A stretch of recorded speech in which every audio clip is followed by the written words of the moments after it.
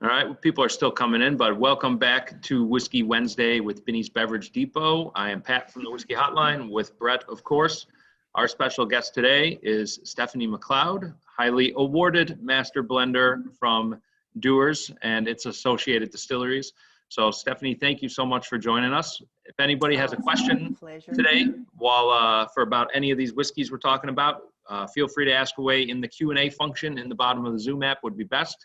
Anybody out there on Facebook Live tuning in, type it in Facebook and we'll get it answered for you as well.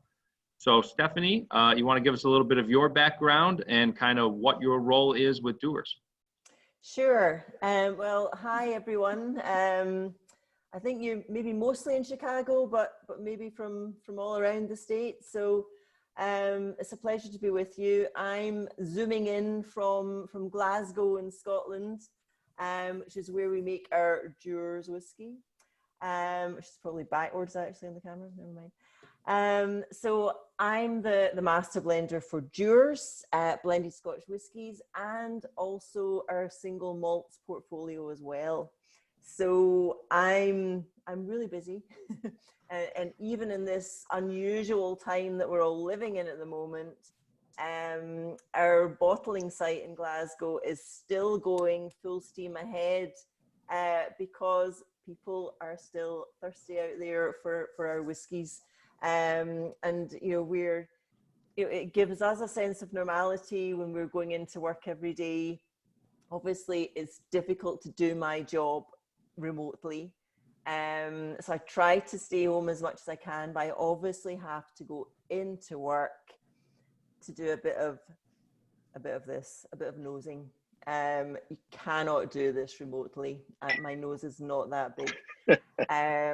So it's in these dark times that we're hopefully emerging from, it's good to enjoy a good whiskey, and even if it is over a Zoom call, what I've found is I've never done so many Zoom calls, and I found that I can reach so many people. We get all these great questions coming back and forth and all this great conversation.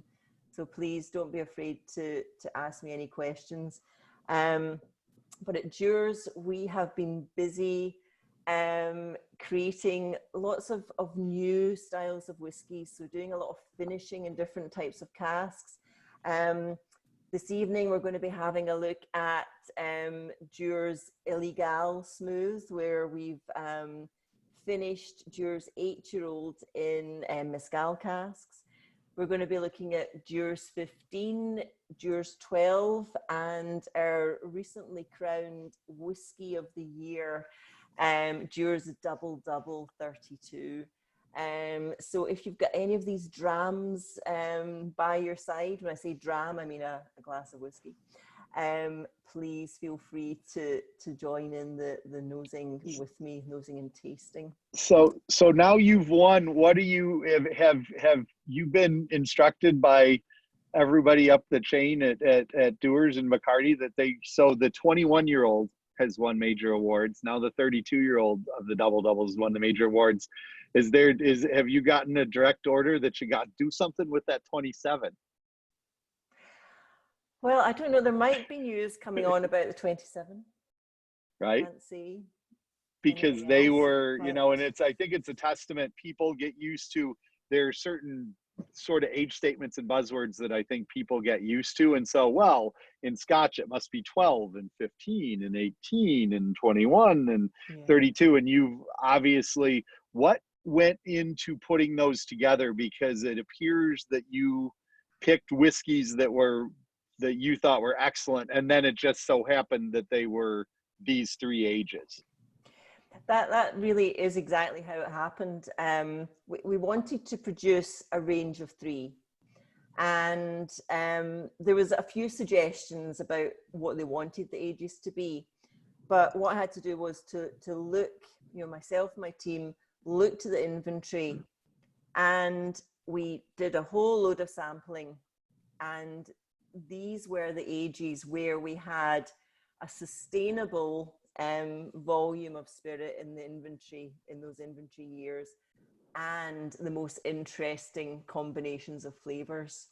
So yeah, people were, why are those ages? And also what I was wanting to do was that for the double range, the 21, the 27, 32, I didn't just want the recipe for the 21-year-old to be a copy and paste to the 27 and the 32.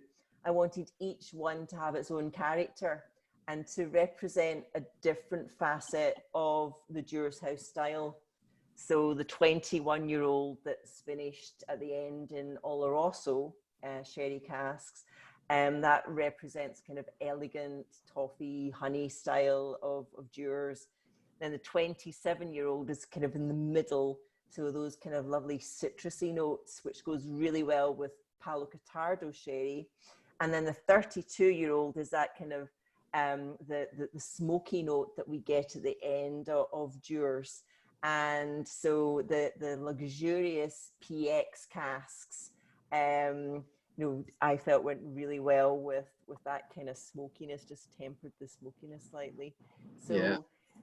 So yeah, it was really just, it was all about, taking our time with it. It would be ready when it was ready. And, it just, we're all just bursting with pride with all of these new whiskeys.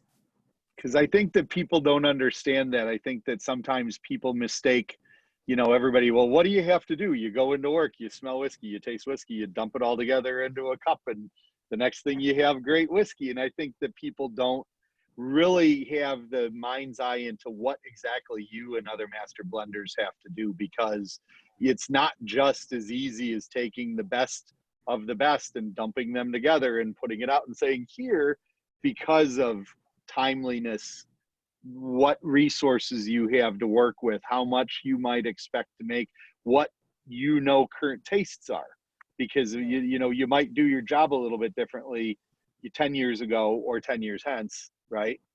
Yeah.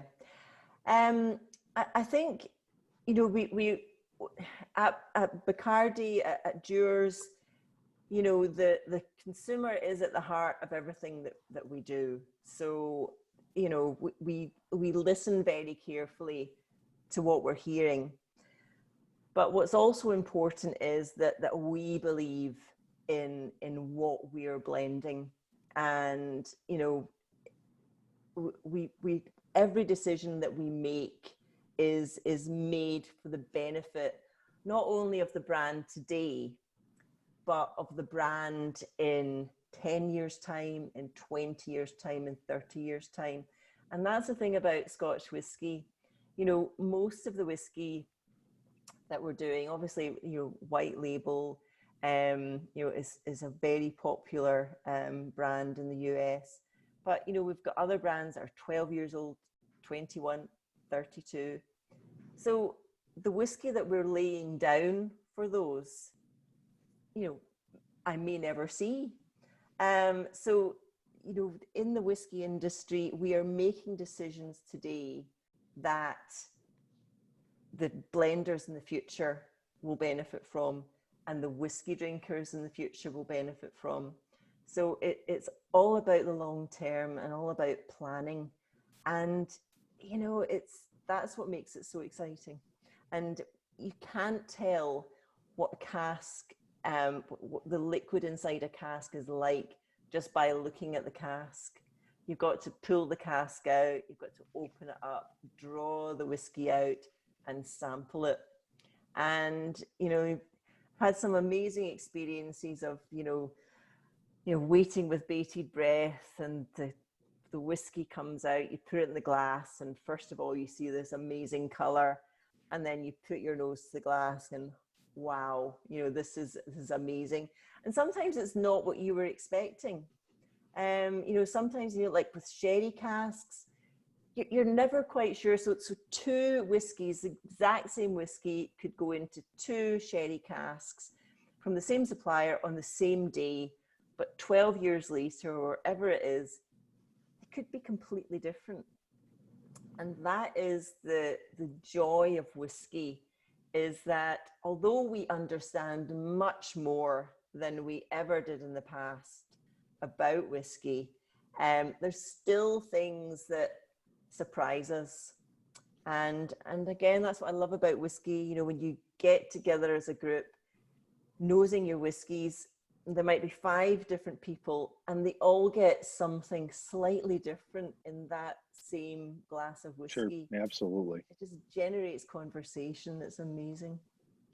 So on that something different note with whiskey, we have the Illegal Smooth here, which was finished, right? Or fully matured in mezcal casks. Finished in mezcal casks. And this is something, when we met you at Aberfeldy a little over a year ago, you had kind of a prototype batch of this. And at the time, I think it wasn't going to be allowed to be called Scotch, right? That had a rule had to be changed in order to, because this wasn't, I mean, Scotch whiskey is kind of, you know, stodgy and set in its ways. And you know, if Scotch wasn't traditionally aged in a cask of this type, then you weren't going to be able to legally call it Scotch whiskey. Is that how that went? Yeah, that's correct. So the Scotch whiskey regulations were amended, and the types of casks that we can use to mature and finish our whiskies in was broadened. And it was broadened to include casks from spirits that are traditionally matured in oak casks. So it still has to be oak. And so happily, mezcal falls into that category. And the company that we partnered with is Illegal Mezcal. Mm-hmm. And we tried other types of mezcal in the past, and it just, you know, very rudimentary experiments, and you know, some of them gave a kind of harsher note to the whiskey, and it just didn't quite work. But then when I tried Illegal, so it's a sort of lighter, brighter style of mezcal. It's a very approachable mezcal. It doesn't have that, you know, some mezcals can be that cheesy note, which is really cool, but like, that isn't going to be something that enhances a Scotch whiskey. Yeah, or overtly smoky, which is another one. If they're not careful about the way that they're cooking their agave down, they can get too much smoke character into the agave. When they're building it, it must have been difficult too. There aren't a lot of mezcal producers that are aging, and there are even fewer that are aging and allowing their barrels out there, right? Because when they get a barrel, they tend to get a barrel and keep it and continue to use it over and over again. I really like how this turned out, though. I mean, it really complements that kind of that honeyed orchard fruit character that I think of when I think that kind of classic Dewar's profile. It doesn't, because when I first heard it, I was like, okay, this is probably, you know, I would have just kind of assumed the mezcal cask slaps it around a bit and that's it. But this is really nuanced and layered, though. Yeah, I mean, you know, when we got the casks in Glasgow, thankfully it was a sunny day, so I think the casks felt a bit more at home. They thought they were maybe in Mexico still, but you know, we nosed all of the casks, and we got this amazing smell of mezcal coming through really, really clearly. So we filled the Dewar's 8-year-old that had already been double aged, and we put them into the mezcal casks. And I'd never used mezcal casks before, so I was quite nervous about the whole thing, because I thought, oh my goodness, you know, this is expensive spirit. What happens if it doesn't work? You know, I was really biting my nails. And so we sampled it on a weekly basis. And after 1 week, you know, nothing much had happened. 2 weeks, wow, there was quite a difference.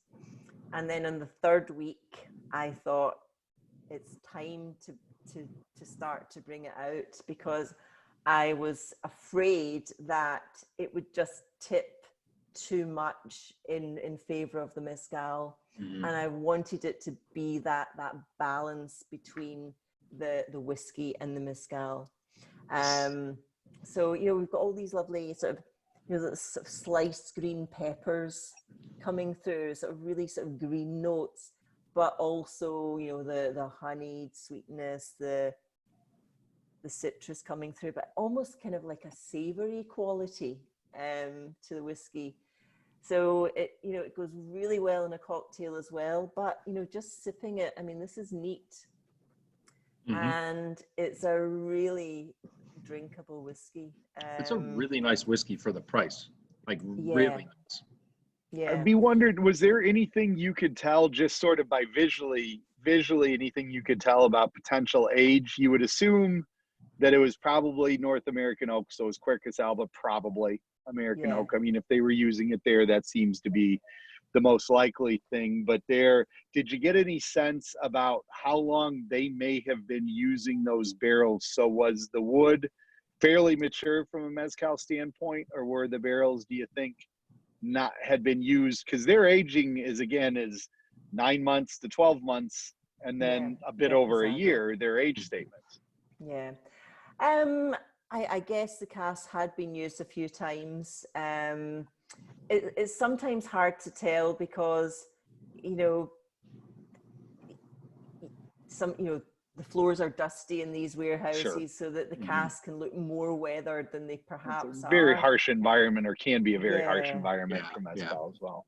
But certainly when we nosed the casks, we got a lot of freshness from them. Right. And the casks were in good condition.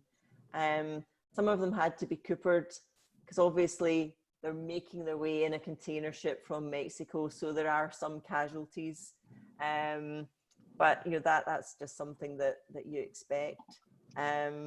But we were so pleased, and I can't tell you how relieved that this really worked out, because this was truly, we had never used mezcal casks before, and so for it to turn out as well as it has, but it is all down to really careful sampling and monitoring of it, just to make sure that because it is a finish, and the purpose of a finish is to complement the whiskey and not to dominate it.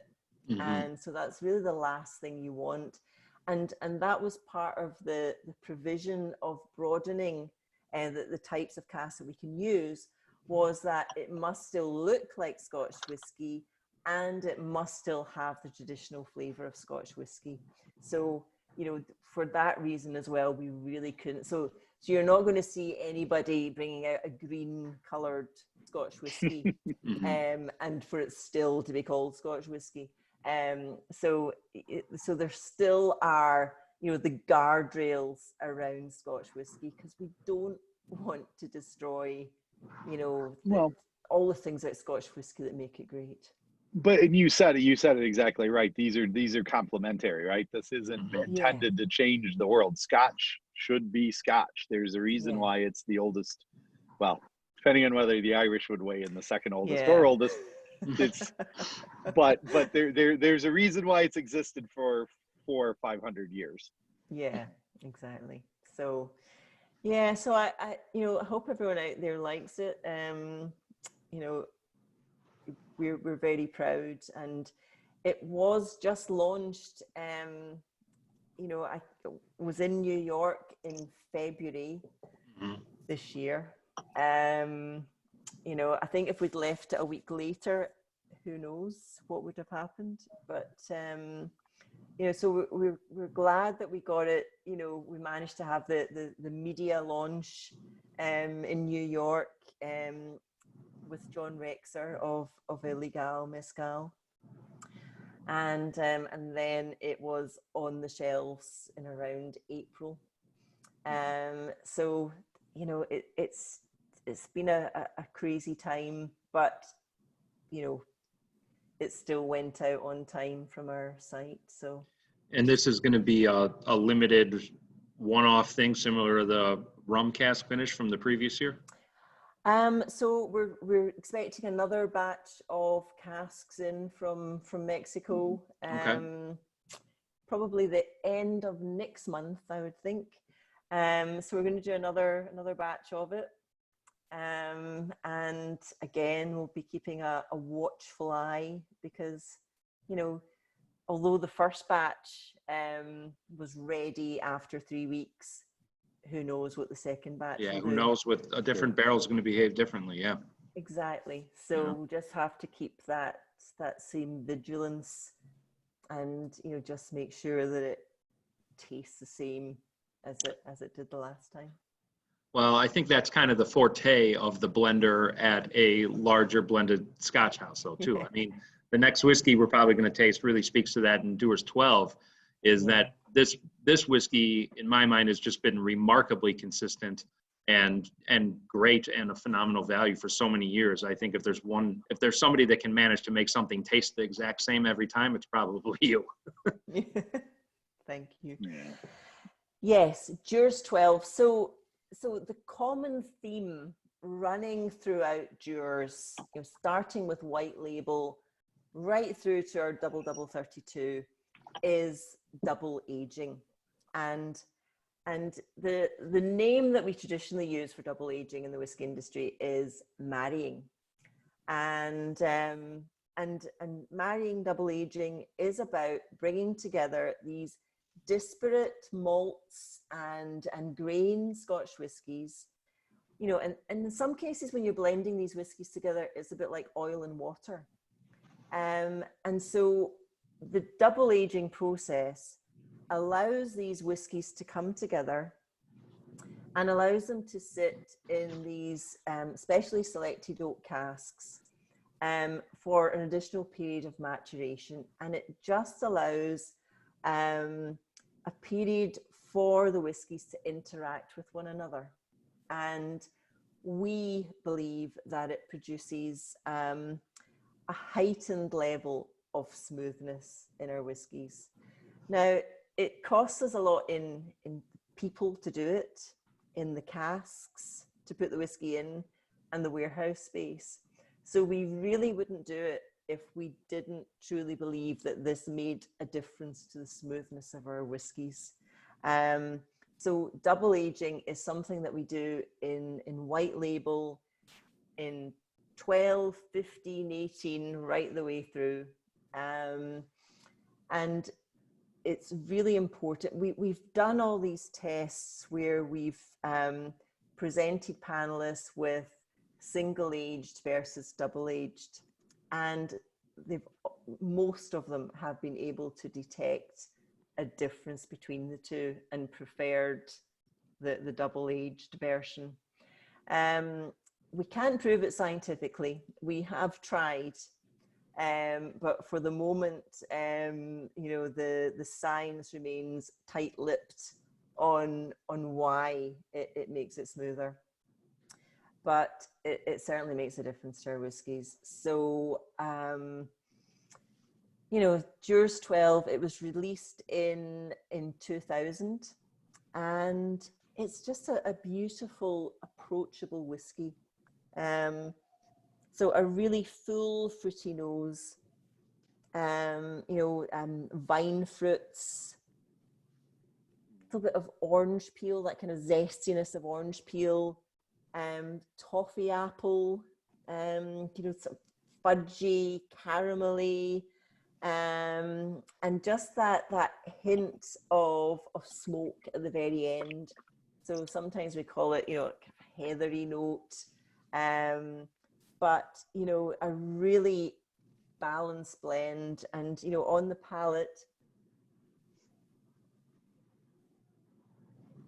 it just melts onto the palate. Really spicy on the palate, which you don't really get on the nose, but on the palate, it's got this beautiful spiciness, lovely weight, a really lovely length. You know, that's still lingering on my palate, you know, as I'm talking just now. It just melts in beautifully. It's just such a welcoming dram. You know, if you invite someone into your house and, you know, you give them a dram, you know, people just feel good. No one isn't smiling after tasting this whiskey. Like nobody. It's just it's just beautiful. It's just round. It's weighty. It's Yeah. not over the top extreme though. Is But there the a difference? complexity, the other thing, because I remember when we launched this, because we worked really closely with Dewar's in the market when this launched more than 10 years ago, I believe, 15 2000, years ago at least. Yeah. Funny. So Yeah. 20 years ago. So Yeah. we worked very closely because I do remember the launch, and I think that there's some context for everybody to understand when you're talking about this, that was a time when there was some perception somehow that blended drinkers were old and stodgy and blends were plain and simple and light and lean, and the only way you were going to get anything of any kind of interest was to drink a single malt. And Dewar's response to that was, how about this? And you put your first age statement, I believe the first age statement that was put on a Dewar's whiskey, and and you ramped up and said, this is, the whiskey business in Scotland exists because of blends, and while single malt is the flavor right now, don't fall asleep on the blends. And I thought that it was genius, and it was only really backed up by the fact that the product was absolutely outstanding, and after 20 years has stood the test of time. But I think people sometimes don't understand, people coming into it now don't understand the context of the market in which Dewar's 12 was originally introduced, which was a different world than the world we're drinking in right now. Yeah, I mean, I think there is still a perception sometimes that, a blend is in some way inferior to a single malt, but they're different. They are completely different to each other. And, they both require to be blended. And I truly and utterly believe that, a blend can have all the complexity and all the interest of a single malt. And it just gives you a different facet of Scotch whiskey. And I think it's a shame if you miss out on the joy of drinking a blend because you believe that perhaps it's inferior, but without actually trying it. Sure. So, Theoretically, a blend, you've got a virtually unlimited palette. I mean, theoretically, the most complex things out there should be the blends, because you have the most source material at your disposal. Yep. Yeah. So speaking of source material, is there a higher malt content in these older Dewar's blends than something that you would put into white label? Yeah. So one thing that we don't, because I've just spent my time talking there about, how good a blend is, and that we don't want to make it, seem inferior to a malt. So that's why we don't really talk about, the higher you go, the malt content gets bigger, because we're kind of shooting ourselves in the foot with our argument for, blends versus malts. But there is a good slug of malt whiskey in there. Yeah. And we need that balance. So, some people believe that, you can put any grain that you feel like into a blended Scotch whiskey, but all the grains are different from each other. Absolutely. And so you have to be careful, which ones you're putting in. Some of them have a slightly stronger taste than others. Some are more cereally in character, some have got more toffee notes, some are creamier. So it's really important that we're selecting the correct grain whiskey, because grain whiskey is made in a different way completely to malt whiskey. So you see the stills behind you, Pat. Those are the stills that we use in making malt whiskey. So it's a batch process, whereas grain whiskey is made using a continuous process, using column stills. So the whiskey comes off at a higher strength and also a much lighter character. But as I say, each grain distillery has its own character. And so, getting that balance of the right malts with the right types of grains.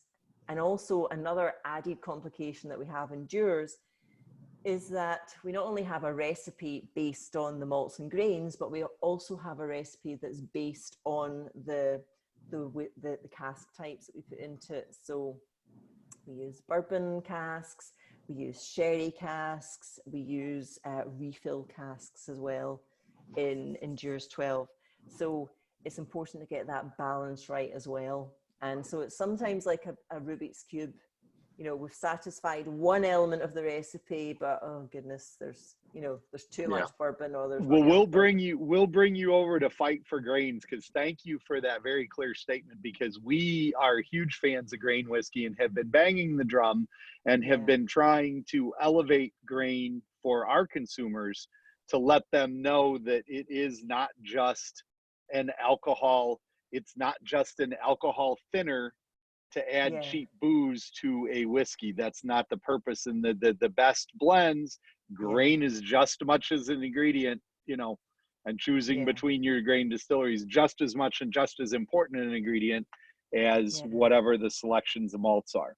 And we've been banging that drum for a long time, which is why, you know, I mean, I'm good to ask the question, because the point being is whether or not there's more malt or less malt isn't, people don't ever talk about the grains that go in until you just did. People typically don't talk about that, which is. Yeah, it's important, because it's, you know, it's the sum of the whole, and, you know, without it, you don't have a blend, and you don't have that light and shade that we get when we make up a blended Scotch whiskey. So it's really important to me. Yeah. Sorry, I had to move. There was some commotion in the room I was in at the store level here. Really? You couldn't tell. Of course, I'm still in the Caninvy Stillhouse, so you couldn't even tell I moved anywhere. Right? So, no, I didn't even see you moving. What's I did. I thought, whiskey? where's Pat's going? I said, oh, wait. I said, Pat's got to go to the spirit safe and check something, because he seems to be moving out of the picture. So, sorry, I kind of just jumped in there. The other whiskeys, we do have 2 other whiskeys to taste, so we probably ought to get to one of them, I suppose. Yeah. Dewar's 15. Sure. Here it is here. Oh. So Dewar's 15 was the first blend that I ever created from scratch. Yeah. So this was my first assignment, was Dewar's 15. And we actually made it for the Chinese market, Chinese and the Taiwanese market. And I made up 3 variants of Dewar's 15. And then we invited over key customers from China and Taiwan, and asked them to choose their favorite from the 3.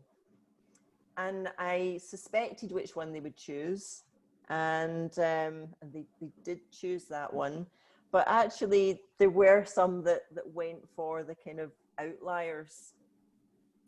And so it was a really interesting project to work on, because what I did was, you know, we deal with the brand teams and the marketing teams, and everyone has their say. And what I did was I did a blind tasting with them, with competitor products and the pilot blends as well. And that gave me a kind of sensory map of what it was that they were actually looking for in the blend.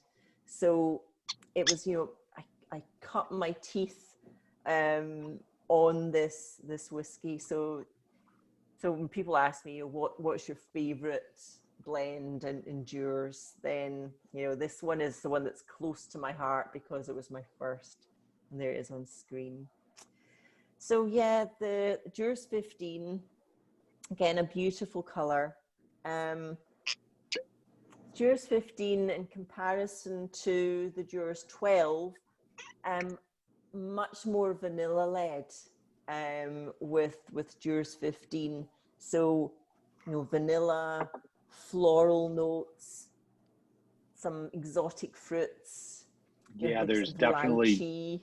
coming through. That's that nose, yeah, that tropical fruit on the nose Yeah. is. I was gonna mention more floral. I think the 12 is just seems a little weightier in the nose, whether it's a little darker in flavor, and this is just a little more elegant, Yeah. and definitely a little more high floral tones compared to the 12. Very And where much did the monarch come from? Was that you, or was that somebody sitting in an office someplace that just like threw names against the wall? Well, the monarch comes from the Monarch of the Glen painting. Okay. So a copy of it is hanging in the Dewar's Aberfeldy Distillery Visitor Centre. So that's a nod to that painting, but I didn't come up with that idea. That was definitely our brand guys. What would you have named it had you been able to name it? What would you have named it? We're going to start a campaign. I'd have called it Stephanie's Blend, but that probably wouldn't have sold. That's a Come good on, name. The Macleod sounds a little more formal, I think. Yeah, the Macleod Blend. Yeah. That's what we'll call it from now on here. Yeah, We're going to change the name on our website tonight. Okay. Yeah. Okay. It won't confuse anybody. We had a question come up from one of the audience. Crunchy asked that if malt whiskeys go into more assertive barrels when they're initially put into a barrel for aging than the grain spirits are. No, not always. So we fill grain probably every month.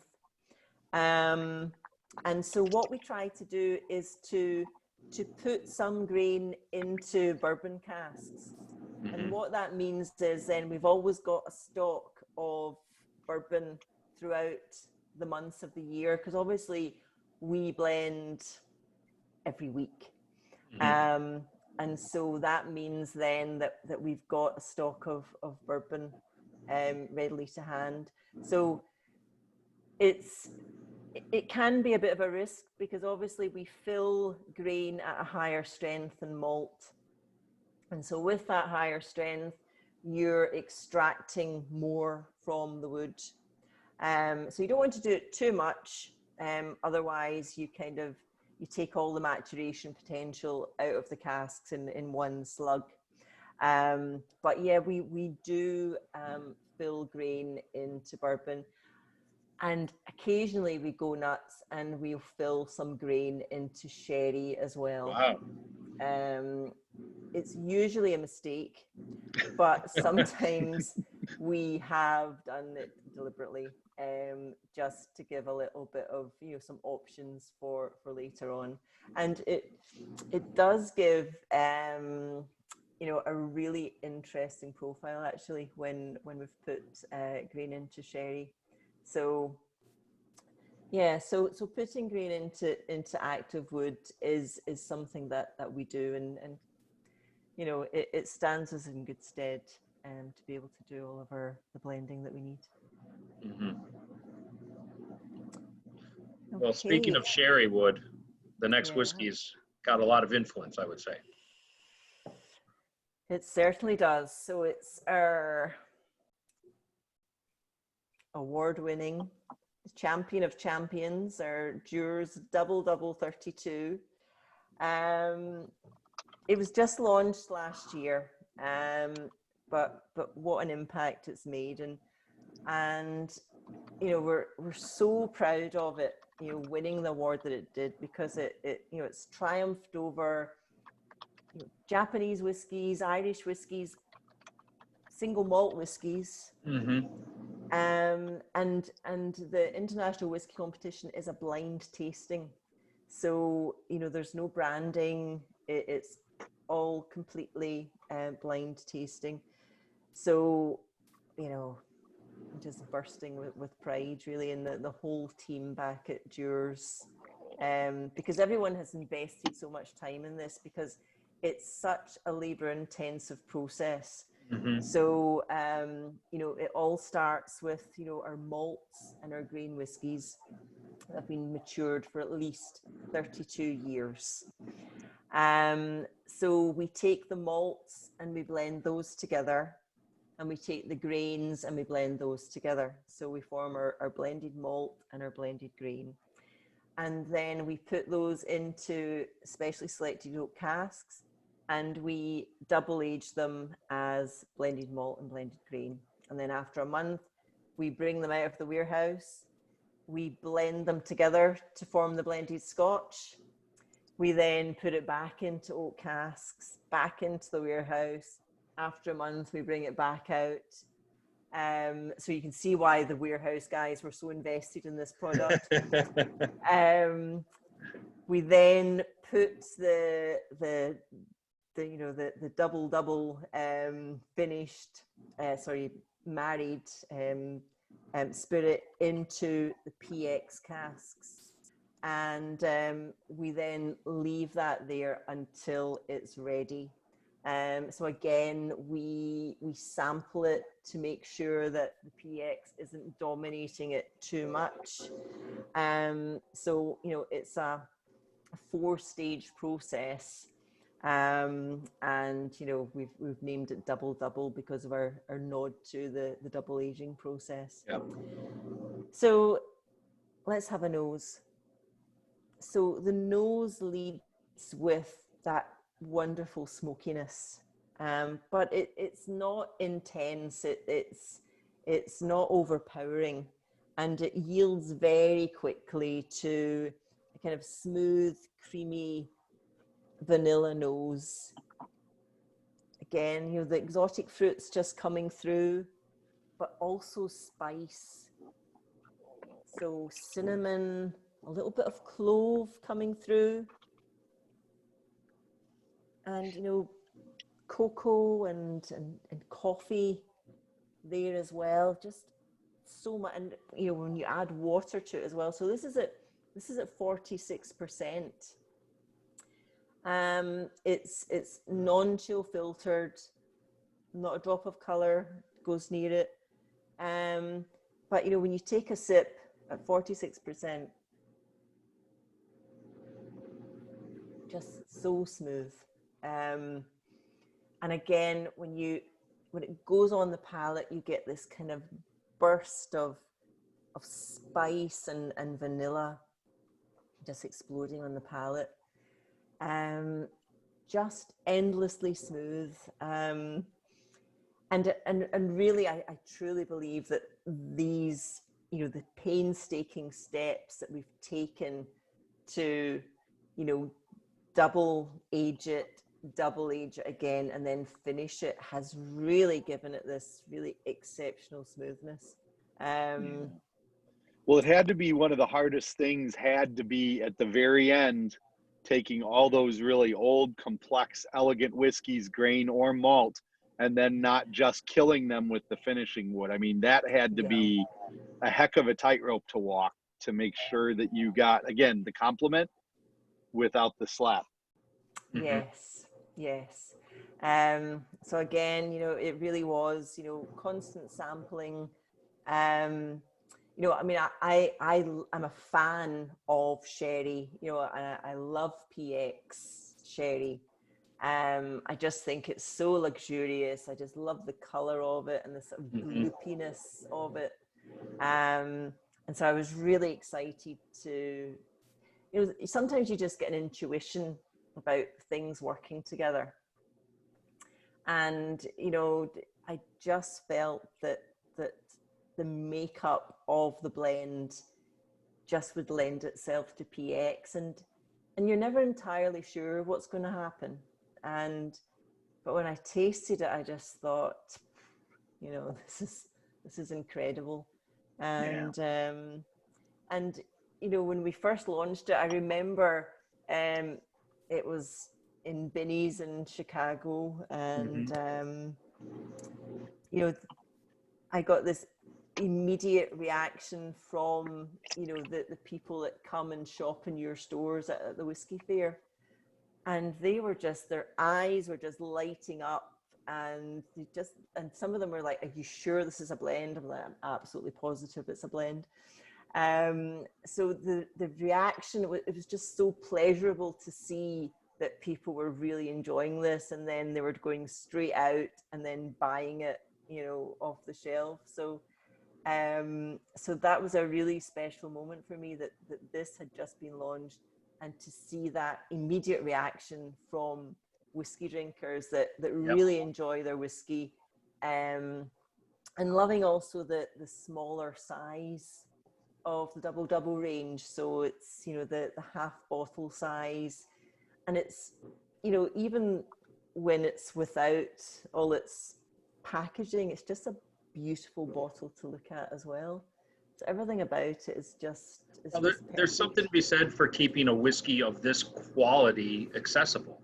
And, you know, when you're talking about beating out Japanese single malts and things like that on the World Whiskey Award stage, to then have the winner, you can just go to your local Binny's and get it. It's not like one of those things, you know, like Jim Murray names something usually every year that's, you know, some unobtainium that has 1,000 bottles produced or something. And this is something that you can get, you know, every day at most of our Binny's locations for $150. And for me, it's just like, what whiskey enthusiast wouldn't spend that to have a whiskey of this age and this caliber just around, to have, you know, talk about something that impresses your friends when they come over and you open up something. I mean, this is a stunning whiskey, just absolutely stunning. No, thank you. Yeah, it is kind of democratizing. Scotch whiskey. I mean, Scotch whiskey was made for people. It was made by people for people, to share. And you know, it's great to do that. I mean, you know, I mean, lots of people buy whiskey for lots of different reasons, and many of the times it's for an investment. And but I always think it's a shame, you know, just crack it open and drink it. I hate seeing bottles of whiskey not get opened. You know, it's just like, if you're these people that are dropping, you know, 10,000 quid on a bottle of whiskey, it's like that. No one drinks that. Like, that's just gonna sit and it might collect dust, and then it's gonna be sold to somebody else and it'll collect more dust. And that's not why that was, you know, that's not why some guy, you know, slaved over a hot still 50 years ago. Right. You know, for like beautiful whiskey to be, beautiful whiskey to be trapped inside of expensive in an airport glass. bar. Like, no one's, come on. It's for drinking. It's for drinking and enjoying. And I just really appreciate, you know, you putting whiskey of this quality in reach of the everyday whiskey lover. You know, I think that's important. Yeah. And I know at Binny's, you know, you pay a lot of attention to educating your staff and also your whiskey drinkers and your spirit drinkers as well. And, you know, the knowledge that you two guys have, and the passion that you have for Scotch whiskey as well. You know, we really appreciate that, because you are our representatives, and you know, we so appreciate, and also things like this. So and reaching out to people, albeit virtually, it really it's such a boost for us. Our job's the easy part. We get to taste it and then drone on and on about it, whether it's to consumers or our own staff. This is the easy part of the whiskey making process. Well, business. That's been the hardest part about this as well, because so much of this relies. This isn't like buying a piece of clothing where you get the right size and you put it on and you look at it. It's like, okay, we're done. There's so much more behind it that is constrained right now everywhere in the world, really, for, you know, your ability. You need to be able to talk and engage. At its heart, it's very much a social thing, you know. That's been very, very difficult. This format has turned out to be okay for us. We've made some friends talking with people that are really moving this forward, I mean, we you know, I probably haven't reached as many consumers, you know, in the whole of my career as I have since March, you know, because I've been doing a lot of these Zoom tastings and, you know, or, you know, Instagram, TV, and, you know, it's okay. It's 11 o'clock at night, and, but, you know, I don't feel tired because I'm talking about something that I love talking about. And you know, it's wonderful that we have this technology that we can do this. Well, we'll all be face to face soon enough. Yeah. Oh, fingers I'm a firm crossed. believer. Fingers crossed. Yes, we'll see you out at the Aberfeldy Distillery before long. Well, we need, and this is, and only from a complete nerd perspective. I've been blessed with the opportunity to walk through. I believe you were gone that day, but with Fergus Hartley back a few years ago, we were able to walk through the blending facility and take a look and just see the whole operation of Dewar's, and it's impressive. And I think even more when you see something like that, people just don't understand all the moving parts until you see the absolute scale of a major blending facility like that. Yeah, I mean, Stephanie, we can't let you go without, of course, bugging you about what's next as far as Dewar's innovation goes, whether that's maybe an expansion on Double Double or another type of cask finish. There's our pipeline of innovation is bursting. We're going to need a bigger pipeline, in fact. So we've got a few things on the go. I don't know what I'm allowed to say, really. We've got another sister to the smooth range. So we had Caribbean smooth, we have Illegal smooth, and we've got another smooth coming out. You guys probably know what it is, I'm pretty sure. But it Rhodes might is represent requesting another Madeira cask. We have an official request for a Madeira cask. Madeira, okay. Well, well, we do have Aberfeldy in Madeira, but yeah, sure, we can look at a Dewar's 8 in Madeira. Why not? And that would be Aberfeldy, and then there are also anything coming on the malt side, perhaps, that so lots of exceptional casks coming stateside. I imagine Illinois is included in that. So we may have some samples next to Brett's desk currently. We may have that. Oh, just quick enough that you can't read the label.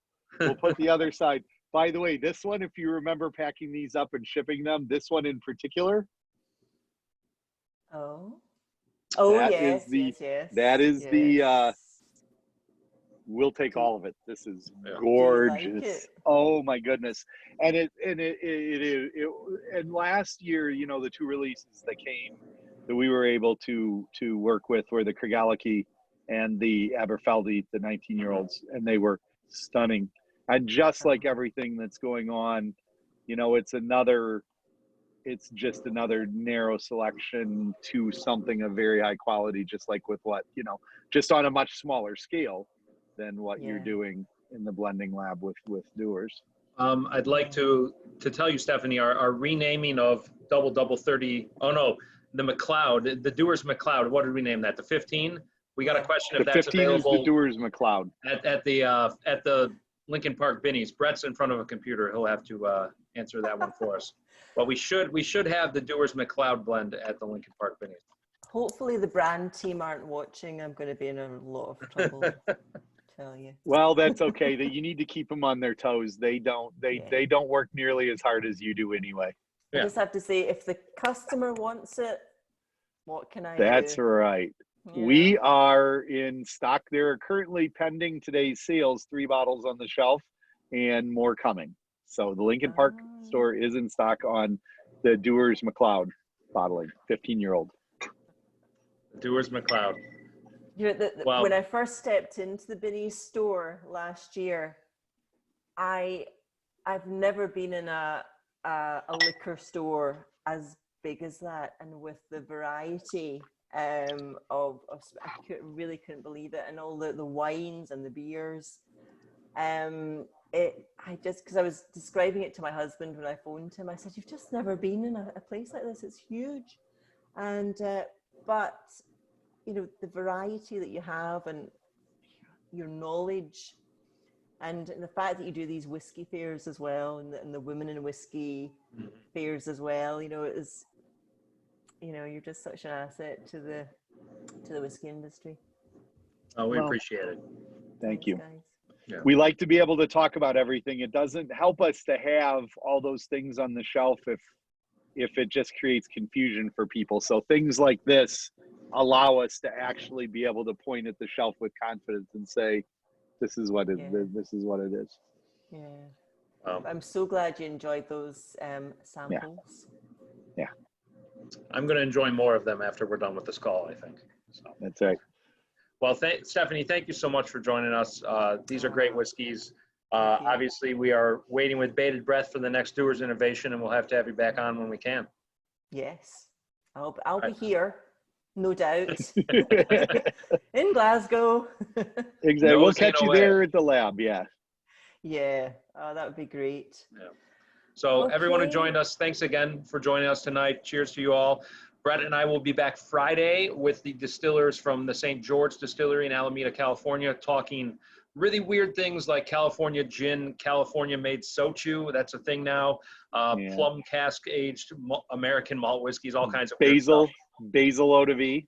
Yeah, weird things. So we are going from pretty traditional to pretty strange on Friday. So Stephanie, thanks again for joining us. Everybody else, we'll see you Friday. Cheers, everyone. Thank you. Thanks. All right. Thank you. Slange. Be well. Thanks. Bye-bye.